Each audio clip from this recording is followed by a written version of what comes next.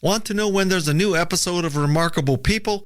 Simply text 831-609-0628 if you live in the U.S. or Canada. Don't miss upcoming shows. Take a moment to follow Remarkable People in your app or podcast player.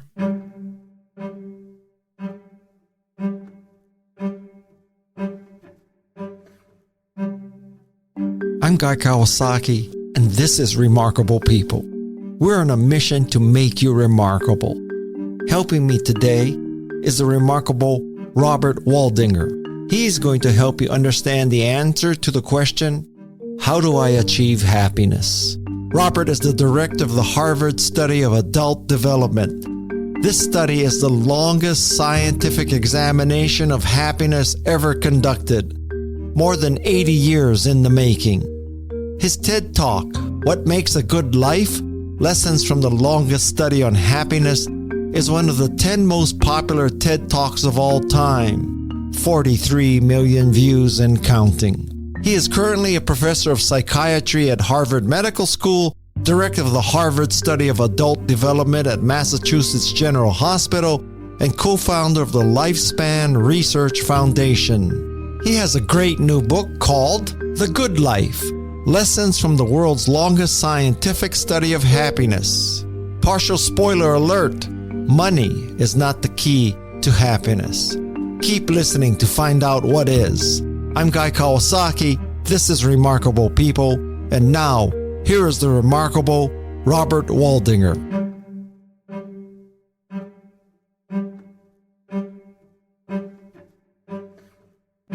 How does it feel to be the center of knowledge about happiness in the world? This is a big responsibility. Well, I feel like a phony. So I'm not the center of knowledge. Certainly we have studied, right, what helps people be happy, what helps them thrive. But I don't claim to have the last word, that's for sure. You may not have the last word, but arguably you have the most data, no? We do. We have a huge amount of data. It's pretty wonderful to be able to see a whole life over 85 years. It's absolutely amazing. I'm an author, and I have been involved with software projects and hardware projects. And one of the first things that I wondered about immediately is just what kind of mental approach does it take to do a research project that's more than 80 years old and is going to continue after you, and who knows what's going to happen. So how do you even approach that? That's such a good question. And actually, nobody's ever asked me that question. The way I approach it is as being a steward, as kind of, this is a relay, right? And I took the baton from my predecessor, the third director of the study, George Vaillant, and I'm going to hand the baton on, perhaps. It really feels like a privilege to have inherited this study. And I feel like there's a lot to make sure we put out there. One of the reasons why we're doing this, why we wrote the book, and why I'm so glad to be talking to you is that we've been publishing papers in journals that nobody reads, highly technical academic journals. And at a certain point, I began to say this, we know things that can help people. And that was when I began to say, okay, I want to spend a lot of my effort going forward trying to get out what we know to places where people can use it. I read the New England Journal of Medicine regularly, just FYI. No, I'm kidding. I was going to say, I don't. A personal question. So do you have kids? I do. I've got two sons. One is 34 and one is 31. Do you think someone can experience the good life, happiness, eudaimonia if you don't have kids? Yes. And actually, there's research on that. So they've studied families, couples, individuals who choose not to have children and who choose to have children. And on average, the people who have children are not happier and they're not less happy than the people who choose not to have children. Really? Really? Isn't that amazing? I can't imagine my life now without having had my kids. Exactly. Right. But it's another path, right? It's a road not taken for me. I would have undoubtedly done different things with my life. Yes. Because think about all the time you spend driving the kids to their soccer games and doing all these things that we spent so many hours doing. To be subtle, I think if I didn't have kids, I would be a self-centered asshole, which some people say I am already, but even more so. I agree. I mean, for myself, I think I would be much more self-centered if I didn't have kids. Let's say that I'm picking out a random number. Let's say that your estate is worth $5 million. Okay. Or 10 or 100, pick a number, whatever you want. Those sound good to me. Yeah. You being so knowledgeable about what ultimately creates happiness and goodness, good life, how would you leave that money? Who would you leave it to? How much to your kids? How much to not-for-profits? What do you think the money will do? Well, I would, if I had $1 billion, I'd take the billionaire's pledge. Do you know about that pledge? Where you can commit to giving at least half of the money away during your lifetime. And so I think I would do that. I'd commit to giving at least half of it away. And I think if I were going to give to just one thing, which I probably wouldn't do, but if I were going to give to just one, it would be to support early child development and the people who care for young children. Because there have been studies that show that for every dollar we put into early child development, the payoff is enormous in terms of kids growing up to be self-sufficient, productive members of society, not drains on society. And so that's what I would do. But it's a long-term investment. We had a guest named Dana Susskind, and she makes the case that education begins from the second you're out of the womb, and you should not wait till you're 5 years old in preschool. And I forget what the number, 30,000 or 30 million or 300,000 word thing, that kids who have much more interaction, hear more words, are much better developed because of the interaction that starts immediately. They are, absolutely. And, we know that Head Start, for example, made a huge difference for kids.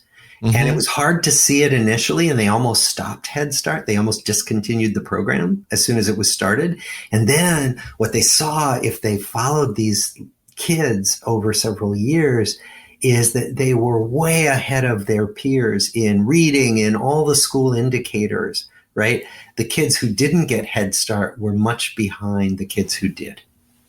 Now, you successfully evaded the question a little, but I really want to know what you would give your two sons. So now you gave 500 million to the pledge. You have 500 million left. How much do your son get? And what I'm trying to get at is, do you think that giving them money is going to create happiness or unhappiness? Oh, okay. I can tell you something about research, not just about the world according to Bob Waldinger. So the research, as I bet you know, has looked at how much we get happier as we earn more money.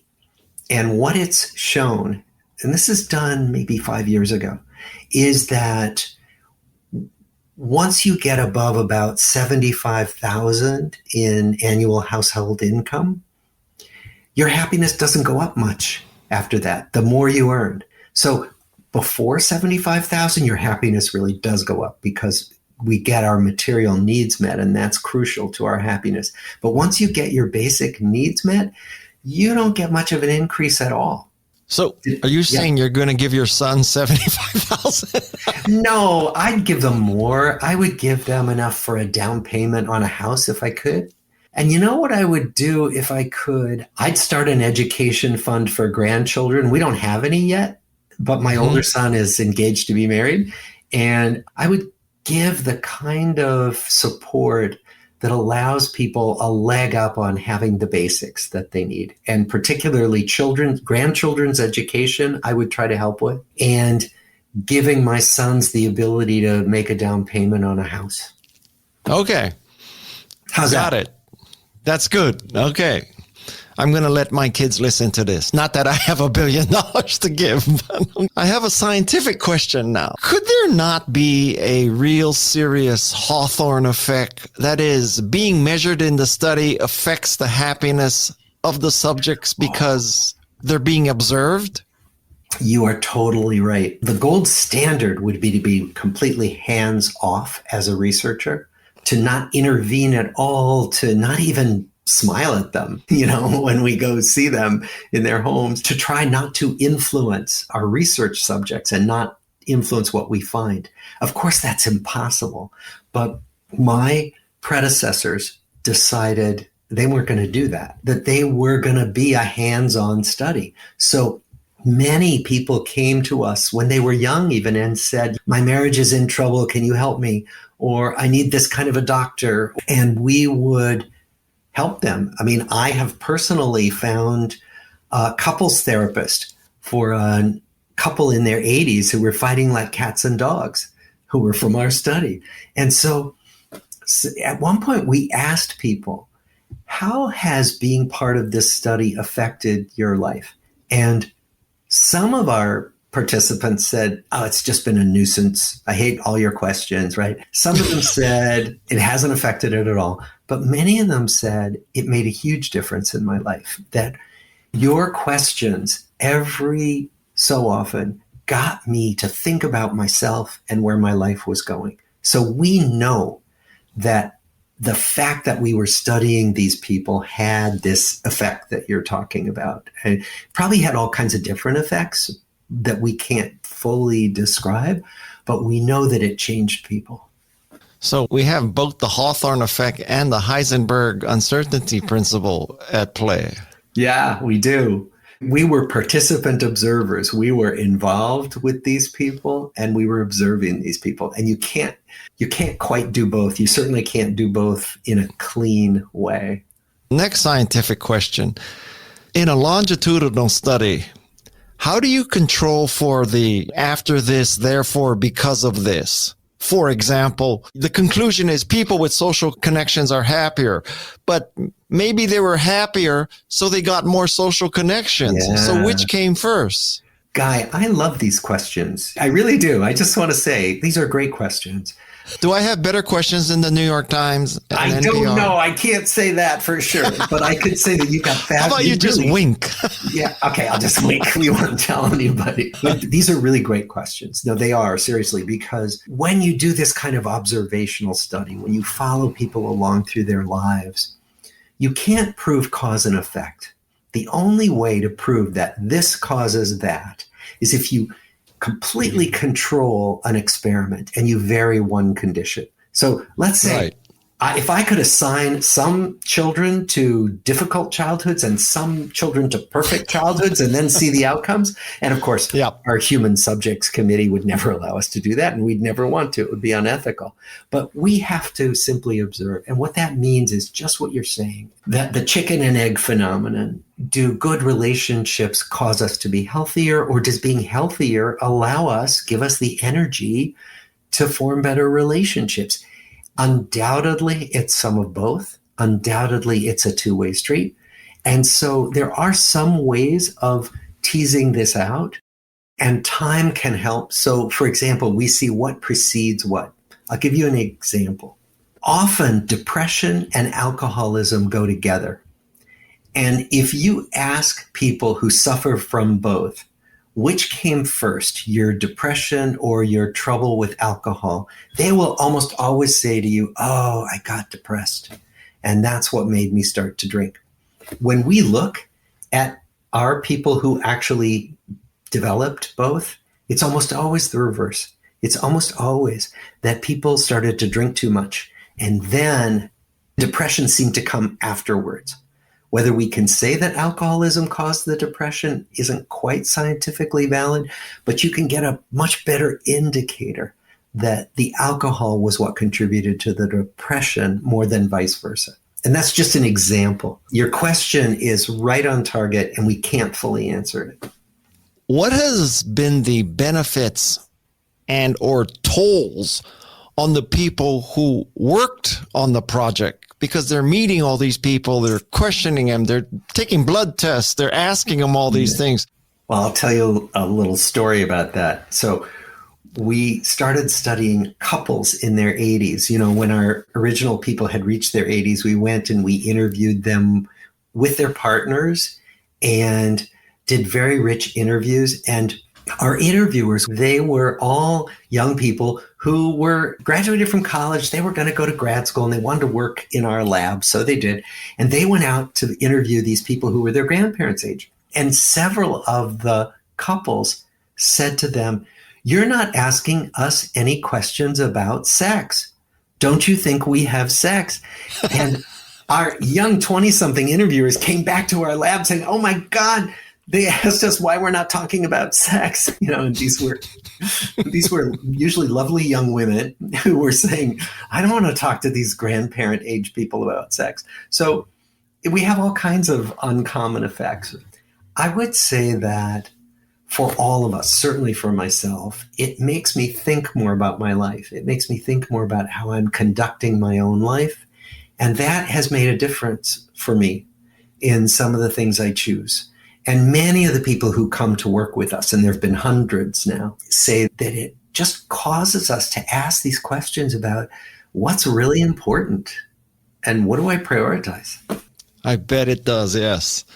All right, so you mentioned a story in your book that a woman named Ananya was skeptical about the sampling, right? These are all Harvard, self-selected. These are rich people. These are white men, et cetera, et cetera. Exactly. So she was skeptical about the sampling and therefore the data.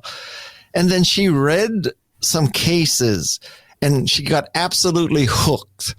So what is it that hooks people who are scientifically skeptical? So what she was thinking, and she was a terrific student, and she was thinking, what do I have in common with these white guys from Harvard? And then what happens when you read these life stories, and these are like great big fat files, right? You flip through the pages and you read about their struggles, about their insecurity in their freshman year of college, about what it's like to get their first job and to feel like they don't like their job, or how scared they were going to World War II, or early arguments with their spouses after they got married. And it just feels so human, right? And then you get to read about these lives. And that's why she came back and said, I want to do this. Because what you see is what we all know, which is that really all these things that we think make us so different are not nearly as important as so many of the commonalities of just being human and going through the life cycle. And I think that's what gets us. It got me hooked when my predecessor said to me, how would you like to inherit this study? I said, let me go check it out. And it was reading through these life stories that got me hooked. Studs Terkel is probably smiling someplace right now when you said that, right? Yeah, absolutely. One of the best storytellers, right?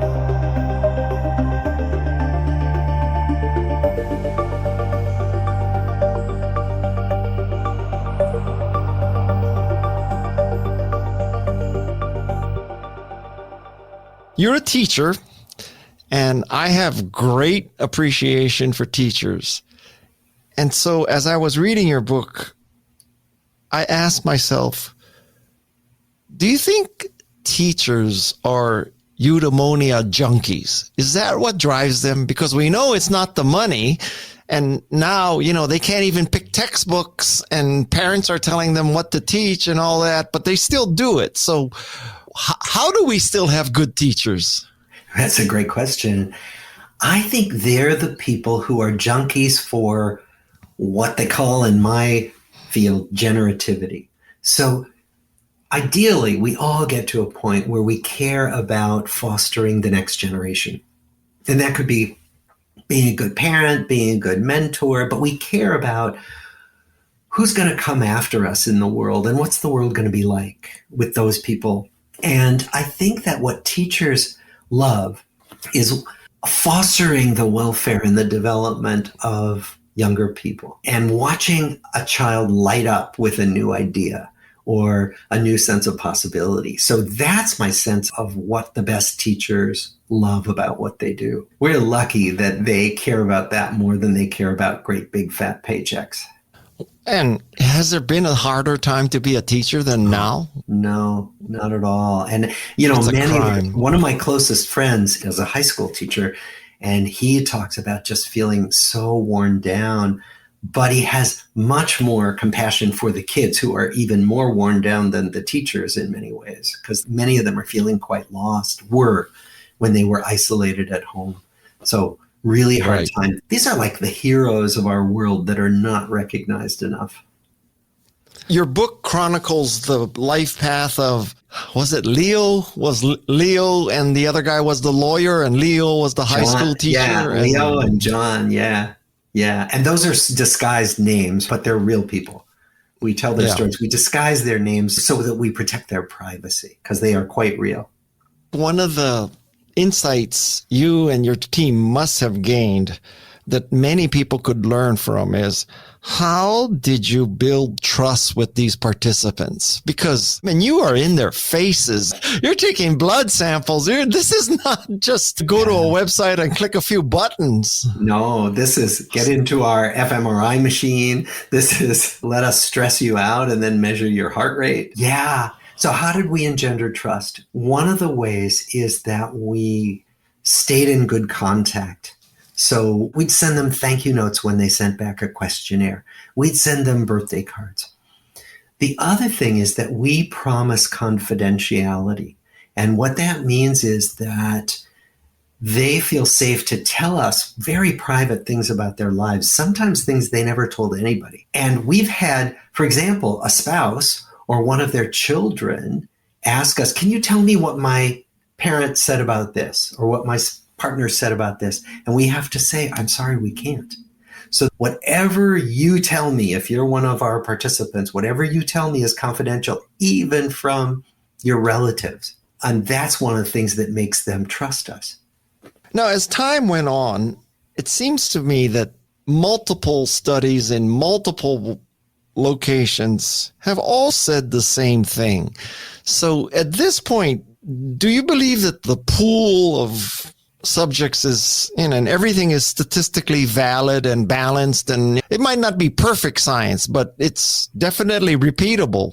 What we do is we try to only bring out those findings in this setting that are repeatable. So what we published in the book were the findings that other studies had found as well. Because, as you know, I'm sure, no single study proves anything, particularly studies of development. Really, they don't. What you want is the same studies pointing at the same findings, right? Because otherwise, we could have findings that just happen by chance, statistical flukes.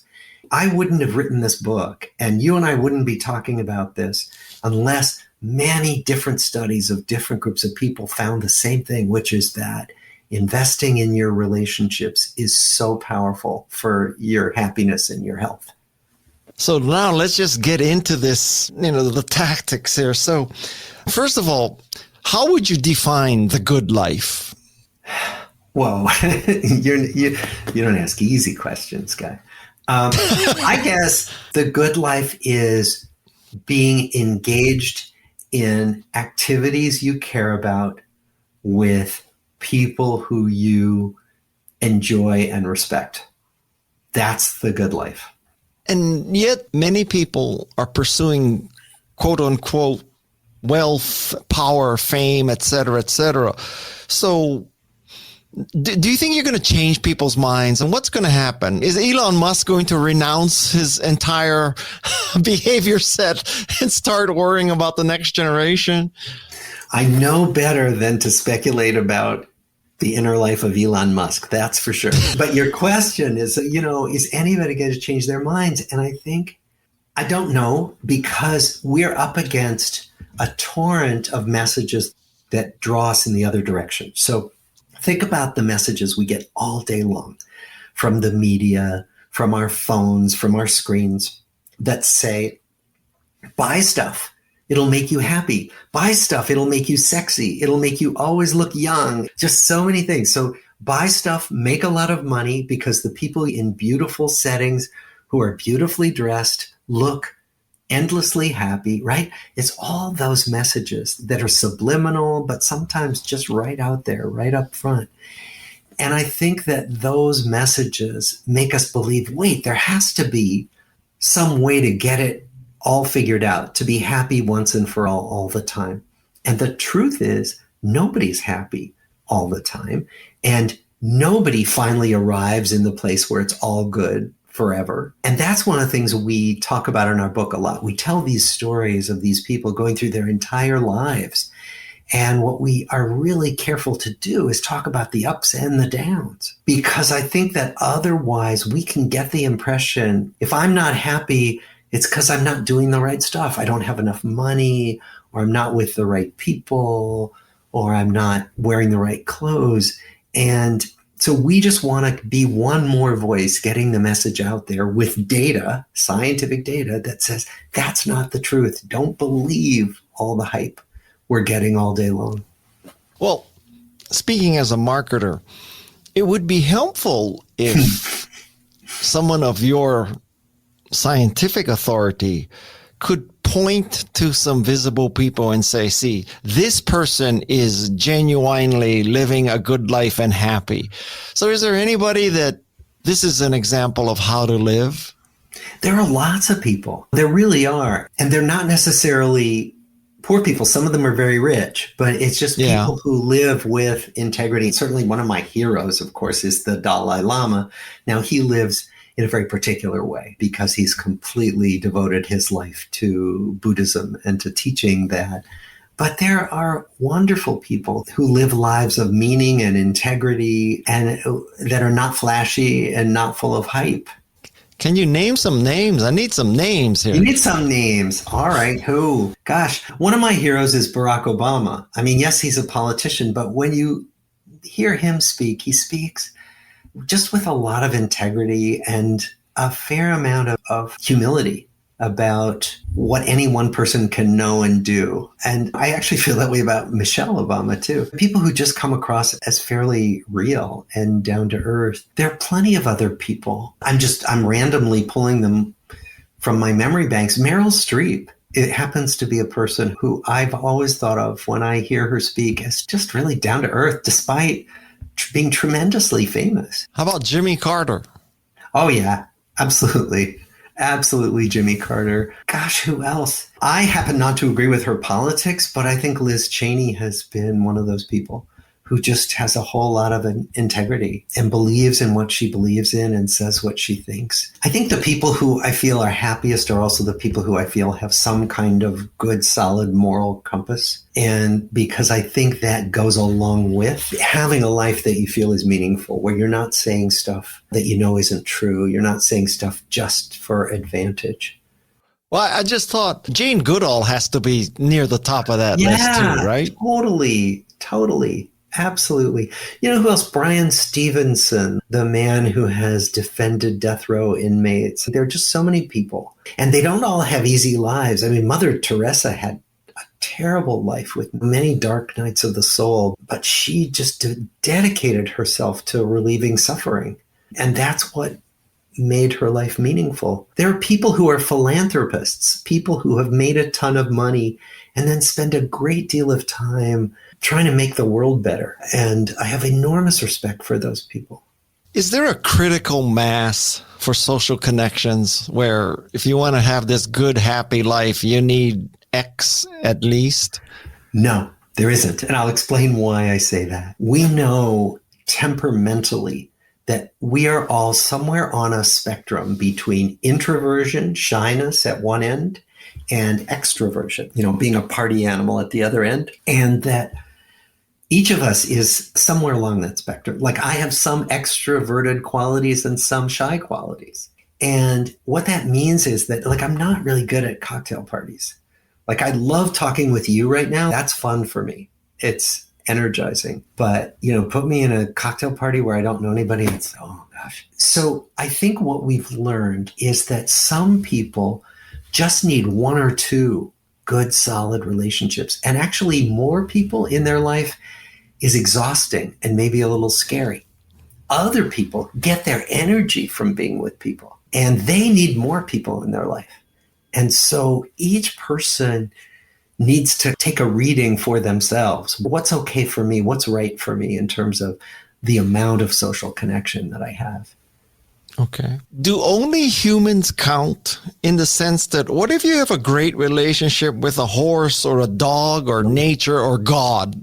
Yeah, they do. No, all those things count. They do count because one of the great benefits of relationships is that they help us manage stress.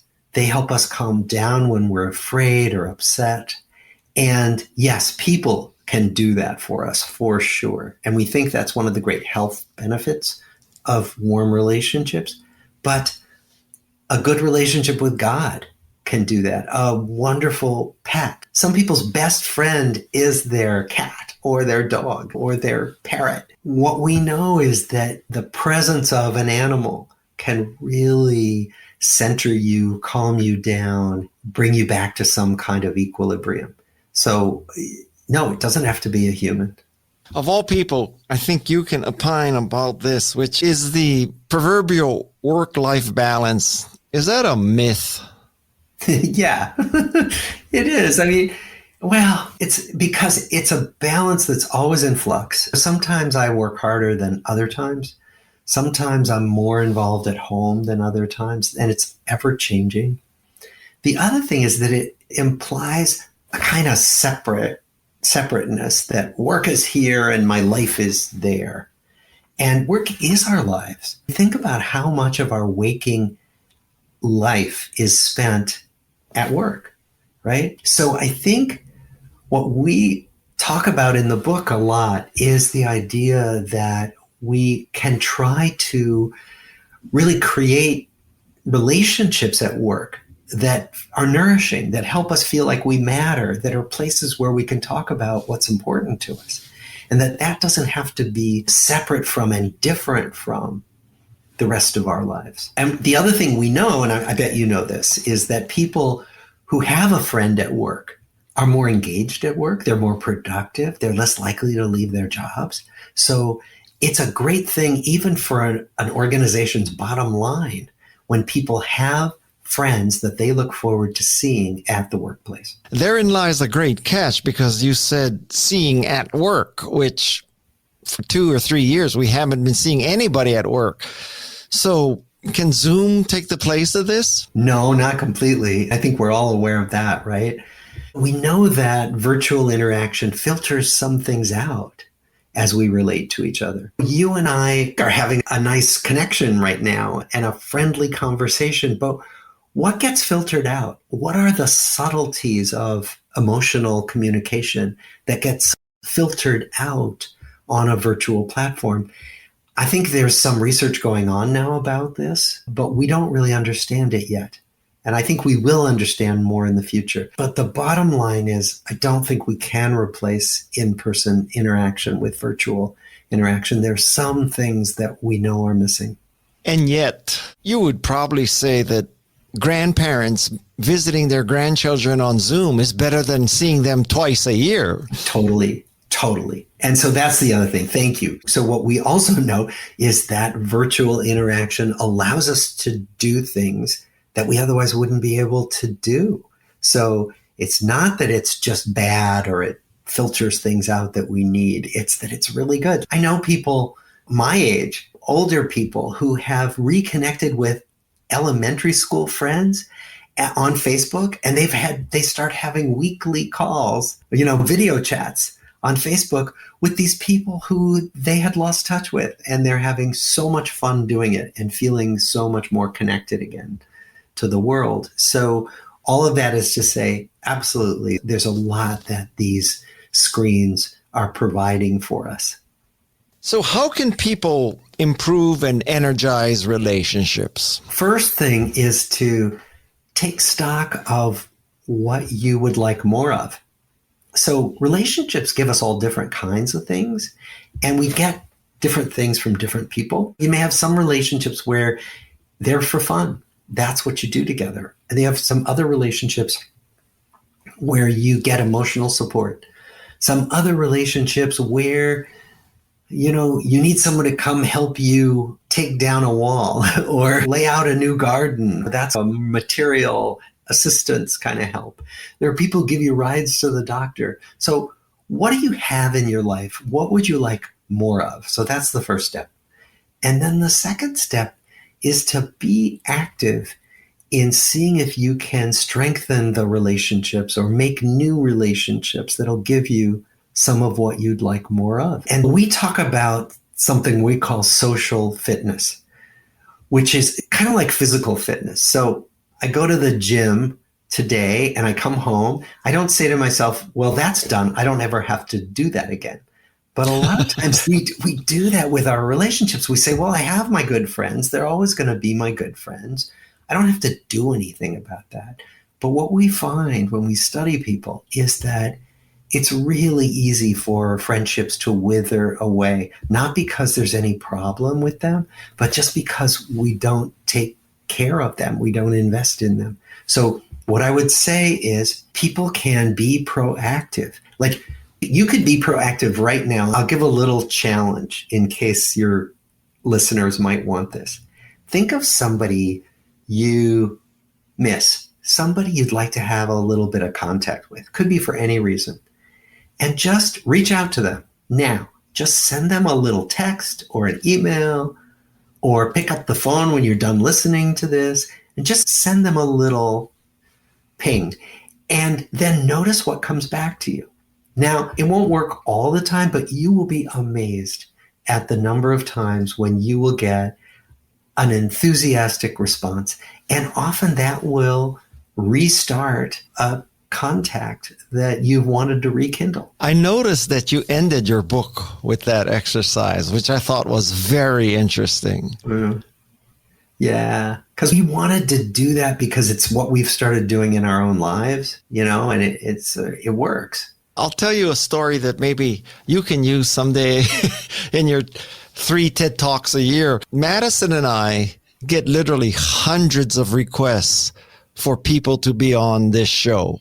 Wow. And we only can do 52 a year. Yeah. So we turned on the vast majority of requests.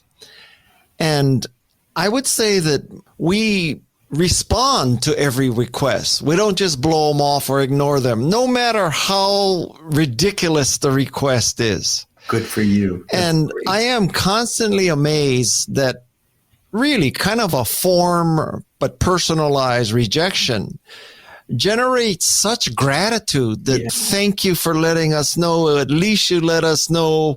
We understand how busy it is. We love your podcast. We'll listen to it also, and et cetera, et cetera. And this is by taking 30 seconds to just letting people know the answer is no. Yeah, because you know what you did? You let them know that they matter, that they're just not someone to be ignored. I mean, it doesn't take much to let people know that they matter. That's really great that you do that. I try to do that too. I was trained as a physician and I still practice. And so my understanding is whenever someone contacts you, you have to get back to them, particularly if it's in a patient care setting. So Sure. I've just been trained all the time to get back to people. But just like you, people have been surprised that I get back to them. And it means so much that you guys do that. And as I think about it more and more, this says a lot about the other 100 podcasters they contacted trying to get on, right? Yes. The fact that we're so unusual to respond at all says something. Yes.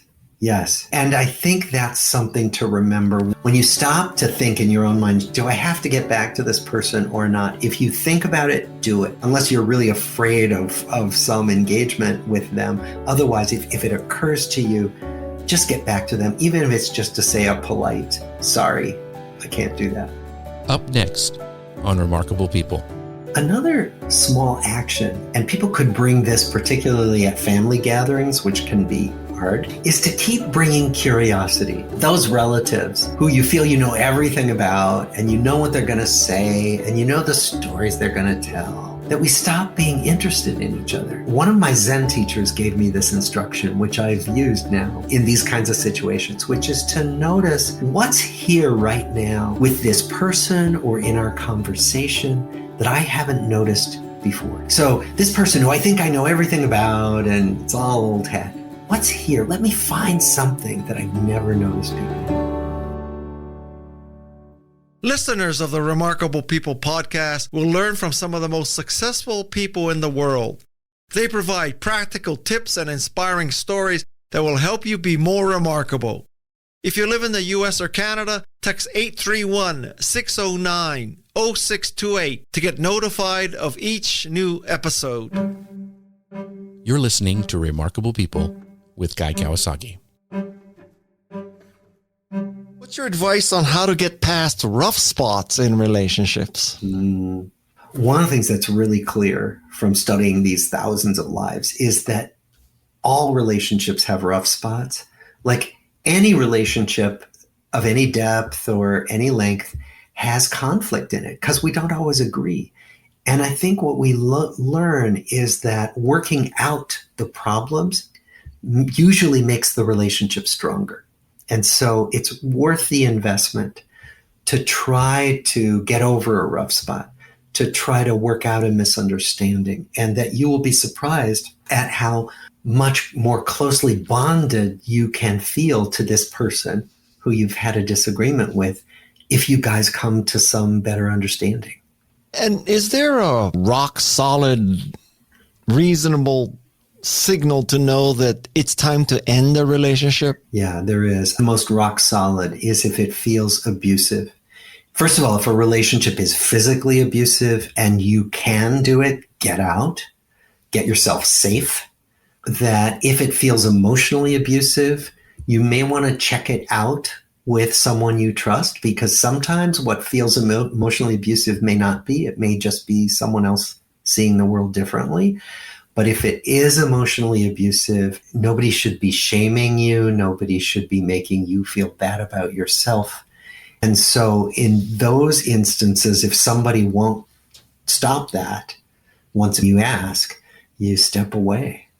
I don't want to impugn your book, but can people decide because they got enlightened by your book or your TED Talk or whatever, and just decide, okay, from now on, I'm going to pursue the good life, the happiness. And I mean the kind of sincere, real that you're discussing. Or by definition, if you're seeking something, you will not find it. Ooh, I like that question. My Zen background includes this idea that when we go after things, often they are elusive and they recede from us. But I think what we're talking about is not like pursuing the good life in the abstract. We're talking about some very small, specific things you can do today. You can do each day. You can do each week. And not everything's going to pay off, but over time, a collection of these small actions will pay off. So yes, I think you can. I do think you can do that, which is different from some grand abstract pursuit of greatness or ultimate happiness. I got to ask you, what are these small actions? So it's reaching out to people. When you think about connecting, reach out and connect, unless it's 3 a.m. But obviously at the appropriate time, don't hold back. Almost always people will be happy to connect. You can cultivate certain talents like making casual conversation, even talking to strangers. And you'll be surprised at how much you enjoy it when you do that. So there are these kind of simple actions. Again, working out difficulties, as we just talked about.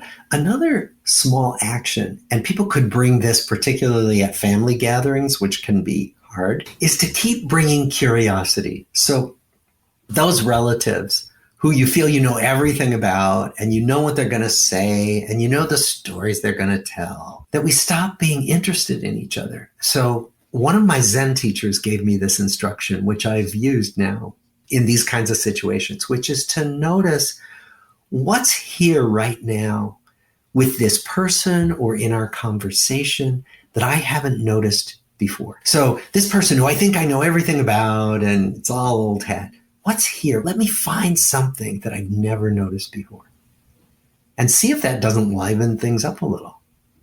I'll give you one that I think is applicable. And I forget who I got it from, but it was somebody I interviewed in this podcast, which is in this kind of worst case scenario when someone is just diametrically opposed to something you believe. So let's say you believe in vaccination and the other person doesn't. And so they said the best sort of bridge you can build is by asking them not what do you believe or why do you believe it, but how you came to believe that vaccination is bad. Yeah. By asking how, it's not a value judgment, and you may learn something about the person that makes you empathize and understand what and why they believe. That is a great pointer. Absolutely. The other thing that I've heard along those lines is that you can ask someone, what are you most wanting and how does this affect it? How does your decision not to get vaccinated get you something or let you live out some purpose? How does it work? Because often you'll hear things about, well, I'm doing it because I was in a doctor's appointment and a nurse was there and she said to me, I almost didn't get vaccinated. And this was a nurse at a famous Harvard teaching hospital. I said, you almost didn't get vaccinated?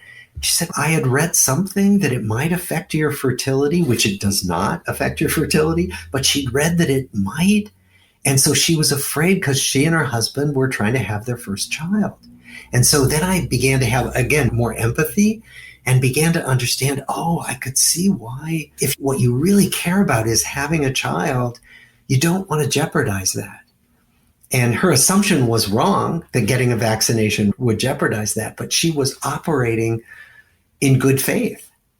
At an extreme, you could make the case, we're going to go down in a little cesspool hole here, but you could make the case, how did you come to support Donald Trump? And if you listen to the person and the person says, I'm underemployed, I can't do this, I'm a veteran, I can't get my VA treatment, blah, blah, blah. There may be a reason why the person is attracted to what Trump says. Exactly. Actually, that's great, because then what you learn is what someone is most upset about, feeling most deprived of. And then you can have a conversation about that. You don't have to get into who your favorite candidate is, but you can get into, so what are some of the ways? What are some of the things that are happening now in your area? Someone says they're closing the coal mines, and that's all I've known my whole life, mining. That gives you a lot of empathy for somebody. And so I think that kind of discussion where it's bridging these divides, it's by understanding what we all have in common, which is that we're trying to suffer less, we're trying to be okay, we're trying to take care of our families. It's that kind of thing. And when you can connect around those things, the culture wars can fall away. My last question for you, and I already know the answer. Well, then good, yeah. But I want everybody to hear your answer, which is it ever too late to start trying to build social relationships, to build a good, happy life? And you know the answer because you read the book, right? Because one of the title of one of our chapters is It's Never Too Late. And the reason we say that is that there were many people in our study who felt like it was too late for them. They said, I'm not good at relationships, or people don't seem to like me, or whatever the story is that they've told themselves for a long time. And some of our people who were like that, when they got into their 50s, 60s, even 70s, had everything turn around for them. One man, for the first time, started going to a gym, made a group of friends who he loved and they loved him. And for the first time in his life, he had a little tribe of people who he felt connected to. And so this man who had felt that it was too late started living a life in his 60s where it wasn't too late at all. And so I want to name that because we've had people in their 20s say it's too late for me. They've had, because if you've had a lot of social failures and you get to your 20s and you say, I just can't do this, we want you to know that it's not too late. Well, I took up surfing at 60. So. Wow, good for you. Speaking about the names of chapters, I have to tell you that I loved one of your chapters. I can't remember the precise wording of it, but it was something about all friends provide benefits, or it was a play on friends with benefits. Exactly. And this chapter is not about sex. It's about what we've learned from research, that even our most casual ties, So the person who delivers your mail, the person who you get your coffee from at Dunkin' Donuts or Starbucks, right? Every day, that those connections turn out to have benefits. That if you smile, if you exchange a few words, you get a little hit of positive energy that turn out that those hits build up and they matter to our health and our sense of well-being. So that's the All Friends Have Benefits chapter. I really enjoyed this. Thank you for a terrific conversation. When someone from Harvard tells you that, I've really arrived. So. You've arrived. There you have it. The key to happiness. Based on science, not some kind of woo-woo fantasy. This came to you from Robert Waldinger. Well, Robert Waldinger and over 80 years of research. I'm Guy Kawasaki. This is Remarkable People. My thanks to the Remarkable team. They make me so happy. Peg Fitzpatrick, Jeff C., Shannon Hernandez, Alexis Nishimura, Luis Magana, and the drop-in queen of Santa Cruz, Madison Nismer. May you now go forth and create a happy life. Mahalo and aloha.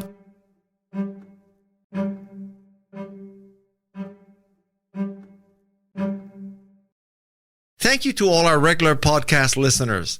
It's our pleasure and honor to make the show for you. If you find our show valuable, please do us a favor and subscribe, rate, and review it. Even better, forward it to a friend. A big mahalo to you for doing this. This is Remarkable People.